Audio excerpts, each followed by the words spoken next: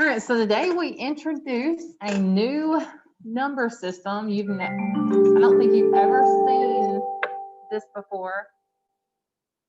Teachers, at this time, we're clear to resume regular time. Thank you.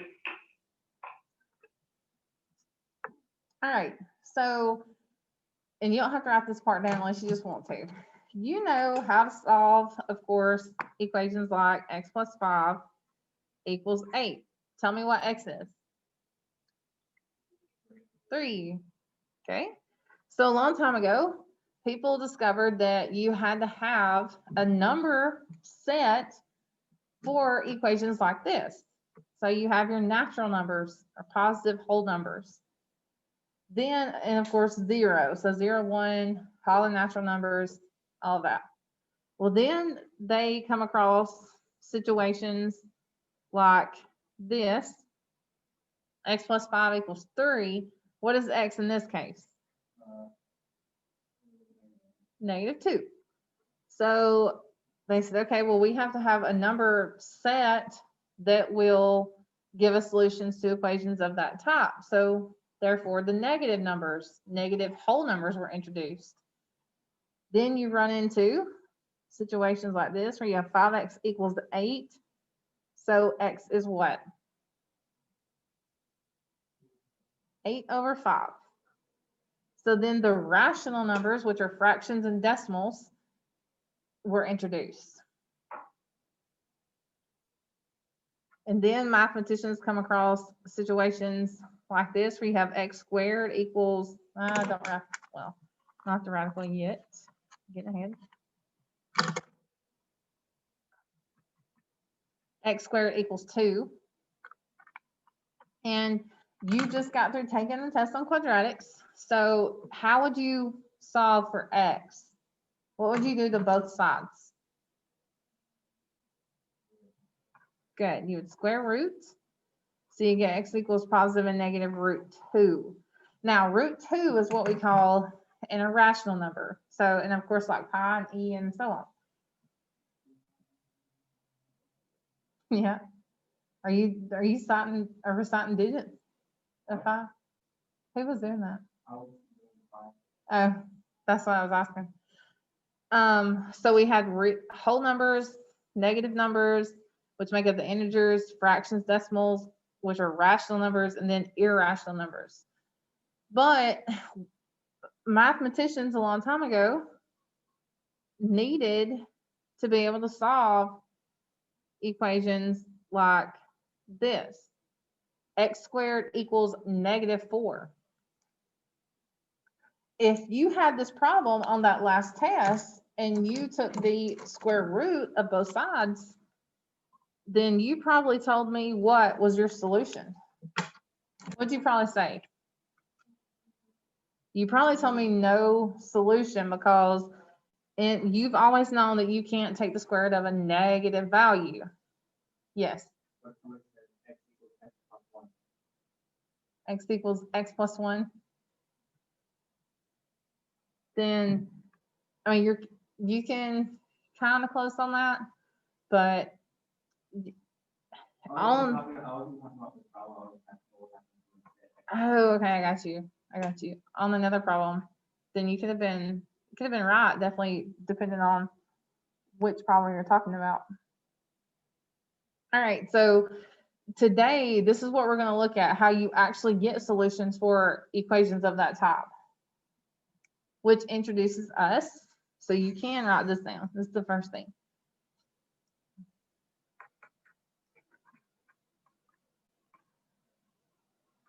To what we call complex numbers. So we have the real number system, which is what we just talked about, fractions, decimals, whole numbers, all of that. Then we have the complex number system. And the complex number system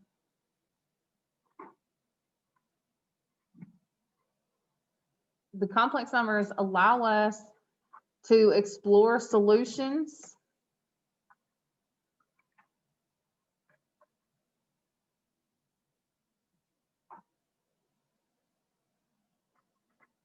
that are not real. So you remember on the test and all in the first part of chapter 4, I kept saying, how many real solutions do you have? How many real solutions? So today we're going to look at solutions that are not in the real number system. They're in the complex number. This is what a complex number looks like. You have A, some number A, plus B, I. And I is the base of your complex number world. A is known as your real number parts. BI is known as your imaginary part. So yes, complex numbers involve what we call imaginary values. So whatever number you have in the back, you could have 5i, 1/2 I, anything like that. That is an imaginary number. And it's kind of hard to wrap your mind around that an imaginary number exists in the real world, but it does. No, exactly. Okay, so a long time ago, there was a mathematician, Francis Mazuris, in 1759. He said, it's really funny to go back and read about mathematicians a long time ago when they were discovering like real numbers, fractions, decimals, because it freaked them out at first. Which, I mean, we all tend to still freak out with fractions and decimals, right? Like we don't really like to work with fractions that much. But he said negatives were considered very weird and something that darkened the very whole doctrines of equations. Like they were that freaked out about negative numbers. And today you guys just, work with them left and right and go on about your day. And imaginary numbers, which is what we're fixing to explore more of. Imaginary numbers are as normal as every other number. And they're a tool to describe the world in the same way that we assume -1, 0.3, and 0 exist. Then let's assume that some number I exists. And that's what we're first going to talk about. Before we start adding, subtracting, multiplying, and dividing complex numbers, we need to first examine I and powers of I.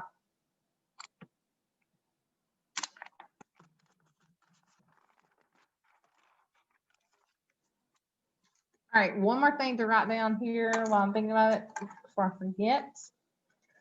A plus BI, that is known as standard form. In your Math Excel problems, you will see directions that say leave your answer in standard form or leave your answer in A plus BI form, and that's what they mean.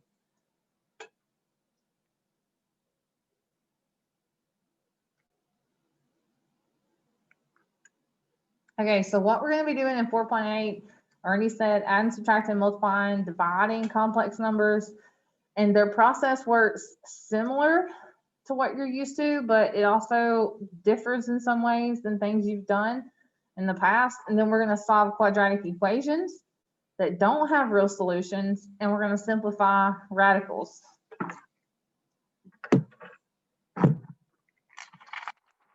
I'm splitting 4.8 up into 2 parts because it's a lot.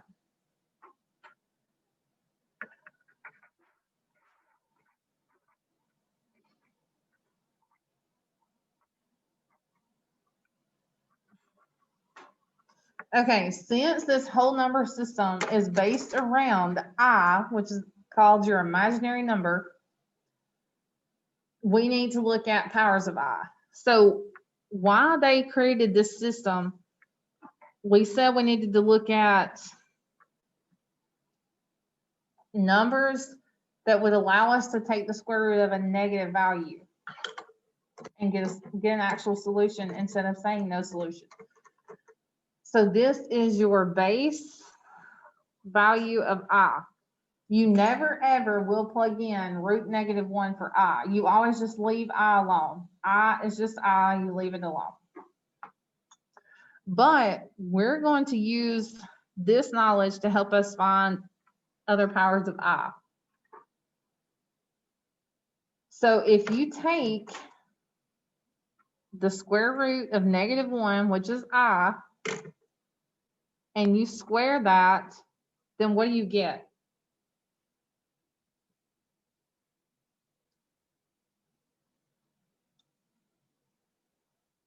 Like, what happens when you square a square root? Like, what happens with that radical and that exponent?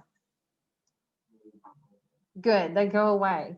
So you're left with -1. So I squared is equal to -1. Okay, let's look at I to the third, because these powers of I will have a repeating pattern after so many. Plus, when we're doing problems and you have to multiply I and get I squared, you're not going to leave it I squared. You will plug in -1. So that's another reason we're looking at this. And try to hang with me. This always kind of confuses students at first, so try not to freak out. And because students will be like, what? Well, like, what are we doing? Like, I don't understand. So I promise we'll get you there. Okay, so to get other powers of I, you use previous powers. So I cubed, or I to the third, can be created from saying I squared times I. Do y'all agree with that? I squared times I is I to the third. What was I squared? What did we just find that I squared is equal to? Good. I squared is -1. And then I told you that you're always just leaving I. Like, I don't plug anything in for I ever. So -1 times I gives us what? Good. -I. So I to the third power is -I.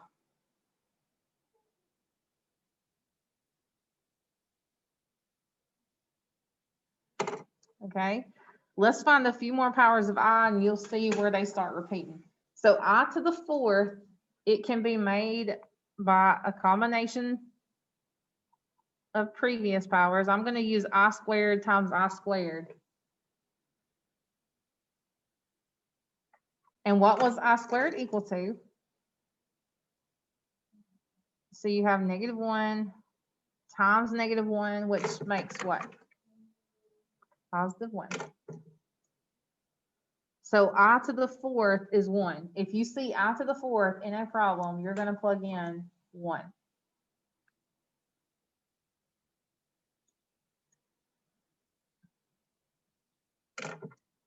Okay, I to the fifth. I'm going to use I squared times I to the third power.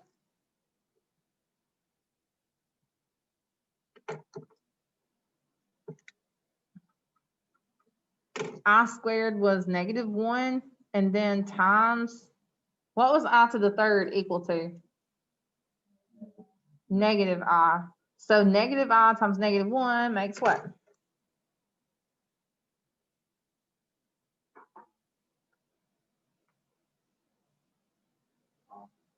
+I. Good. +I.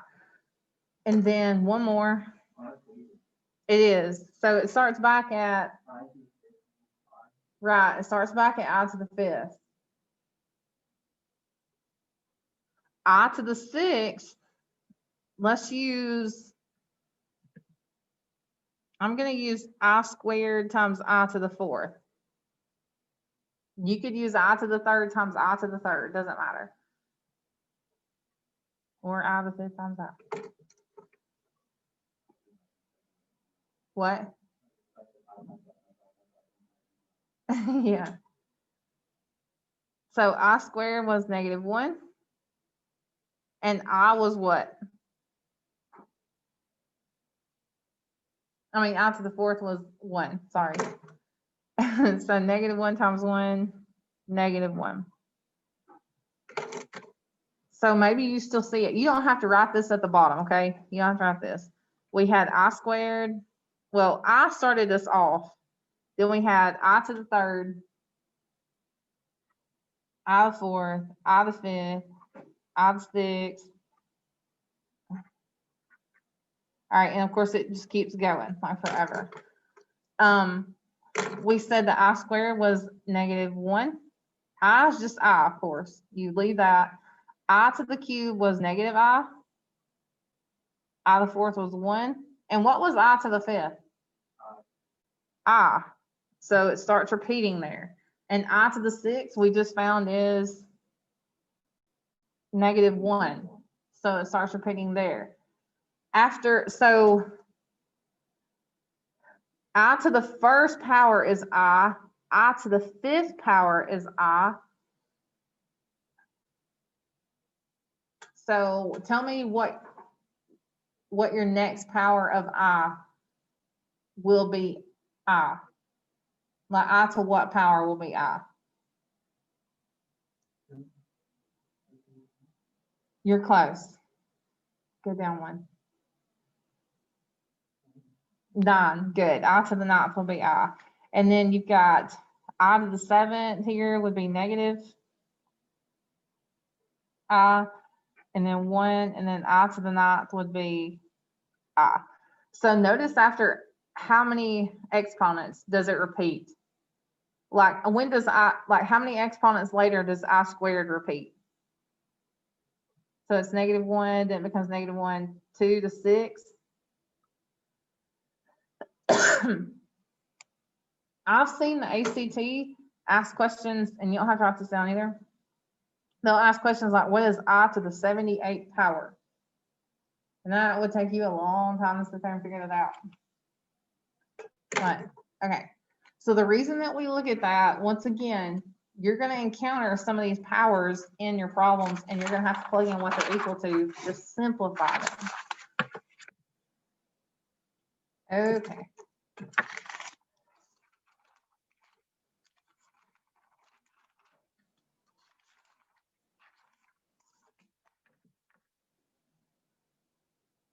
Okay, before we dive into adding and subtraction, we first need to look at simplifying negative radicals.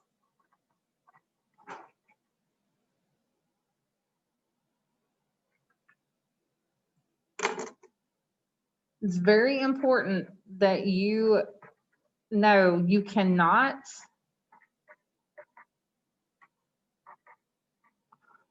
can't multiply negative radicals.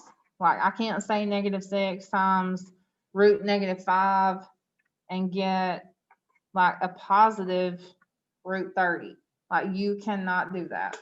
So you cannot multiply negative radicals. You have to make them positive first, and I'm going to show you how to do that.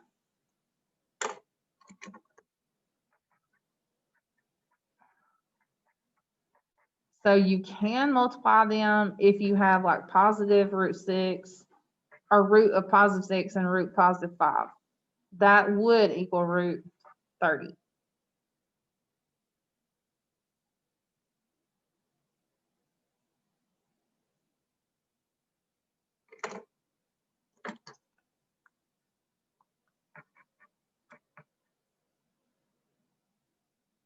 Okay, all of your negative signs that are inside, negative signs always come out front of your radical, come out of your radical as I.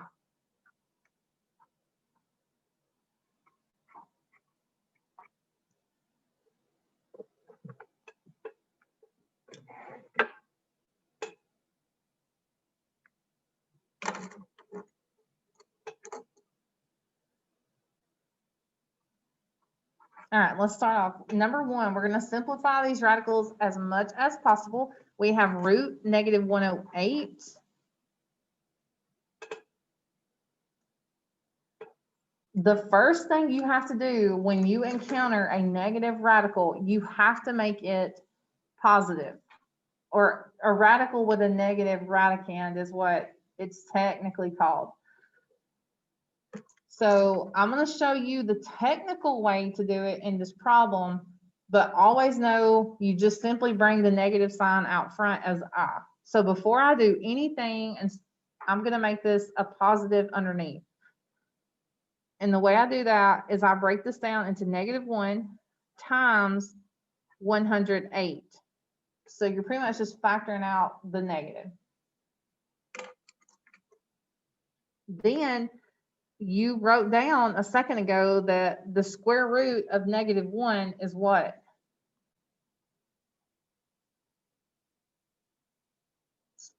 You bring out the square root of -1 as I. Then I'm left with root 108.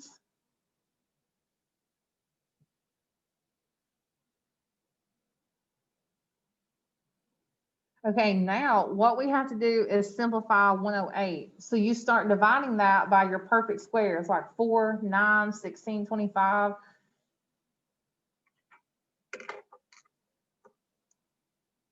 Are y'all okay with putting radicals in simplest radical form? Have y'all done that before? No, yeah, no. What? Okay. I know every year is like some students have seen it and some students haven't seen it. So what you do to break 108 down is you start dividing it by perfect squares. So the first one's 4. When you divide that by 4, I think that will go into 4. Let me see. Yeah, you get 27. But you want to keep going because is there a perfect square that will divide 27? Like all your perfect squares are 4, 9, 16, 25, 36, 49, 81, 64, so on. So is there one of these numbers that will divide 27? 9 will, right? So you keep going. You want to get to a number that can't be divided by any of these. So I divide it by 9 next, and now you get 12. So then double check. Will any of these numbers divide 12? 4. So keep going. So then I'll say 108 divided by 16. And that gives you a decimal. So that definitely won't work. So then 108 divided by, it will not divide by 25 either. So let's try 36. You get 3. So I get a whole number. Will any of those numbers divide 3? 4, 9, 16, none of those will go into 3, right? So now I know I break 108 down into 36 times 3. And I still out front. Always make sure you just keep bringing down I. You take the square root of the number you can. So what does square root of 36 come out front as? 6. And you put it in front of I. So you'll have 6I root 3 left. So we brought the negative sign out as I, and then you broke down the number underneath, put it in simplest radical form. Excuse me.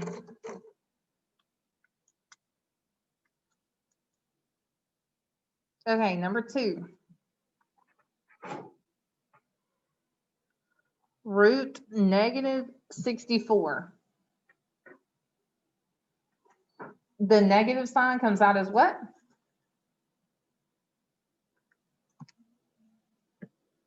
The negative sign will come out as I. And the square root of 64 is what? 8. So this becomes 8I. A long time ago, you would tell me the square root of -64 is no solution or does not exist. But in the complex number world, it does. It is 8I. Tell me what the square root of -144 is. There you go, 12I. What about the square root of -25? 5I. There you go, good. So you guys are getting the picture. Okay. Number 4.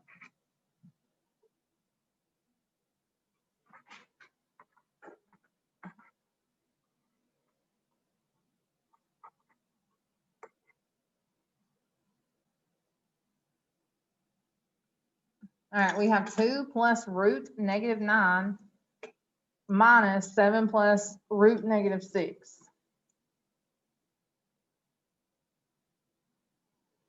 Once again, before you start doing anything in this problem, the first step is always to make your negative radicals, you want to turn them positive.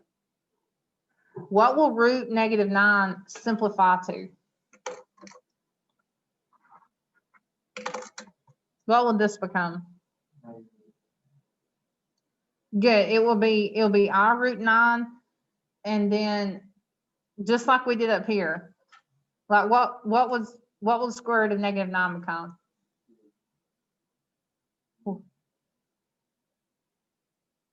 Like the negative comes out as I. What's the square root of 9?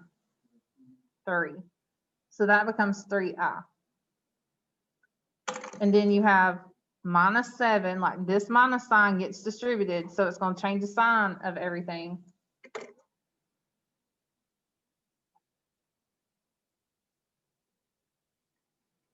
Oh, I'm so sorry. I meant to put this is 16, so fix that.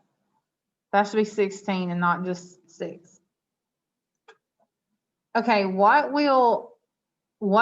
is the square root of -16? Good. So this part becomes, it was positive, but you gotta distribute that minus. So it becomes positive 4I, distribute the minus, and that's what you get. Are y'all okay with that? Like I did 2 steps in 1 right there. Y'all good with that? Okay. From this point, it's just a matter of combining like terms. That is one of the pretty things about complex numbers. It's just if I add x and x, I get 2x. If you have I and add them, you get 2I. So what do you get when you combine like terms?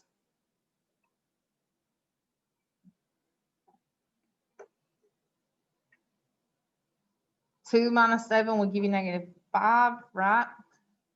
And then 3I minus 4I gives you -1I. You can write the -1I if it helps you.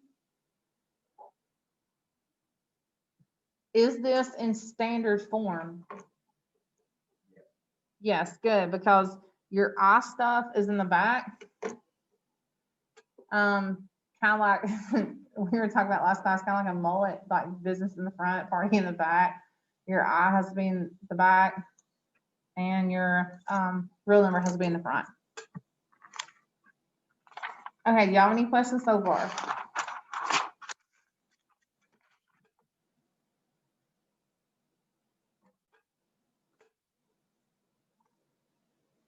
What is this, number 5? Okay.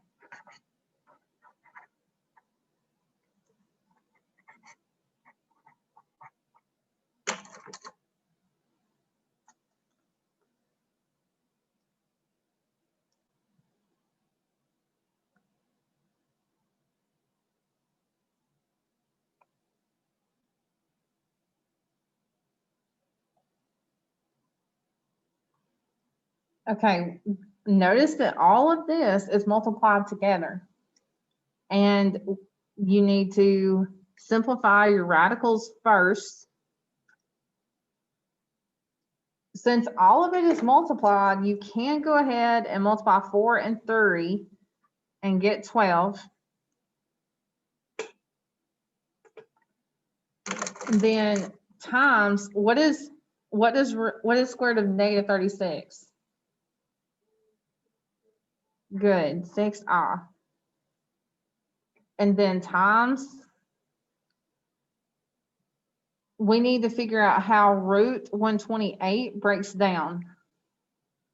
So if you start dividing it by 4, that's going to give you 32.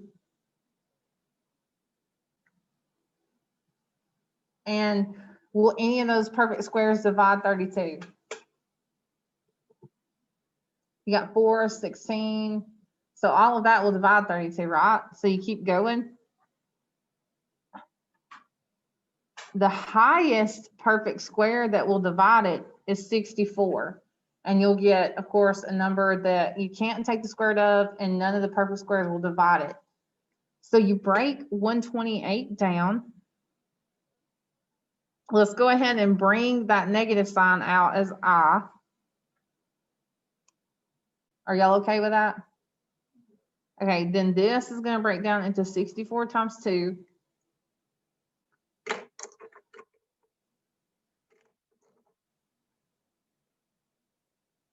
Okay, so this is going to come out front with I, and that will be 8I root 2 is what you'll be left with there. And then you had 12 times 6I times 8I root 2. So now what you do in this case, all you have to do is simply multiply everything that's outside that radical together.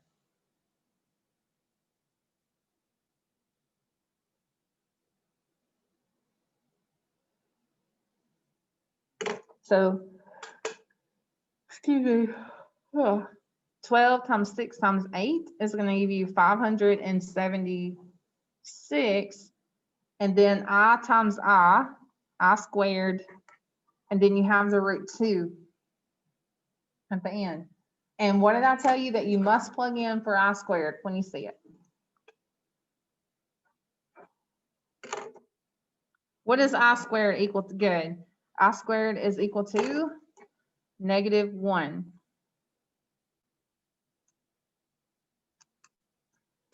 And last but not least, that will become -576 root 2.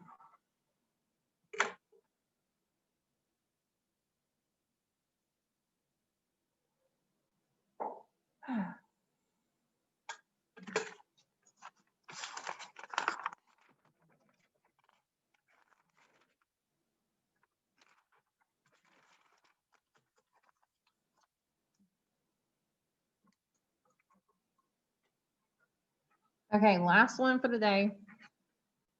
So y'all hang with me on this, okay? Don't freak out when I write this up. 4 minus 5I times 2 minus I.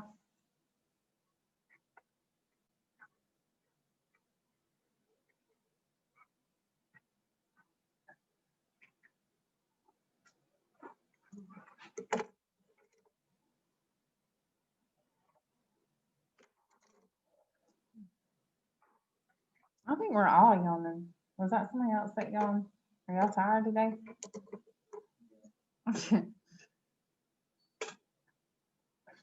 Okay, this is one of your harder type problems, well, other than dividing complex numbers, which we'll look at later on.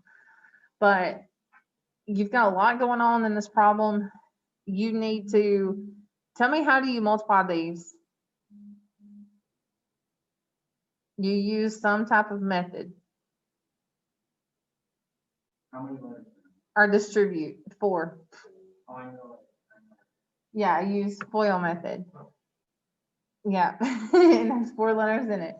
I thought you did say FOIL. I did, but I couldn't forget. You, or the way that I think about it too, because a lot of, like, some students are like, like they don't really know FOIL so much, but they do know distributive property. If you're multiplying things like this together, make sure you distribute 4 to both of those. So you'll get what? If you multiply the first things, what do you get?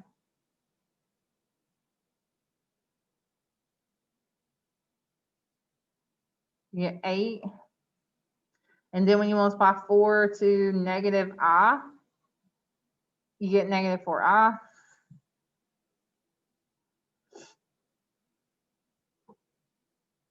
When you multiply -5I to 2, that gives you -10I.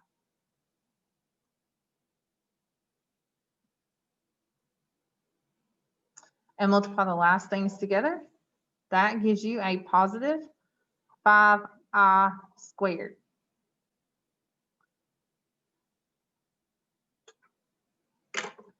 And you have to be really careful about this minus sign. Like I need to multiply these together and then this sign will distribute.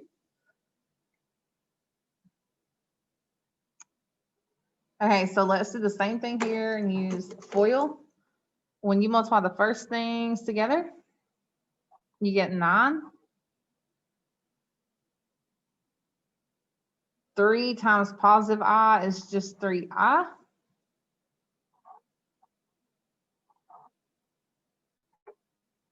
And then you have the inner negative I times 3.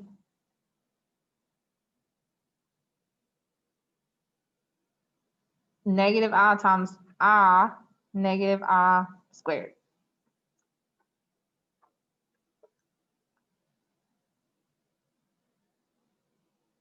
Okay, from this point, you just go through and combine any like terms that you can. What do you plug in for I squared? -1. I'm going to go ahead and combine this. The -4i minus 10i will make -14i. And then here, we're going to plug in -1 for I squared. Guys, if you'll notice, look, what is I squared simply going to do to the sign of that number? Like, what is this going to become? Good. It's going to be a -5. So I squared simply changes the sign of the term it's with. So like instead of +5 I squared, this will become +5.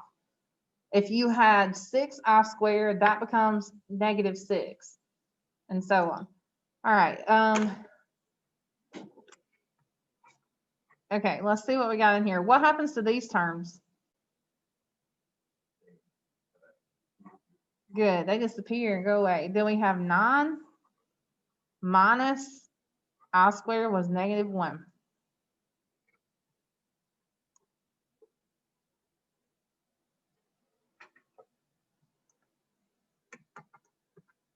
Now, keep on going from left to right, simplifying, combining like terms. We have 8, and then you said this becomes -5, so that will combine to 3. Bring -14i down.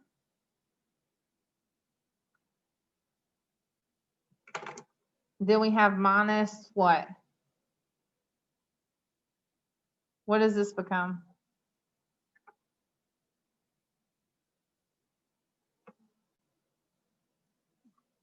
-10, right? So then you have -10. Last but not least, combine like terms, so you get -7 minus 14i, and make sure that it's in standard A plus BI form, and it is. Okay, how do y'all feel about that? How do y'all feel about that so far? Do you have any questions?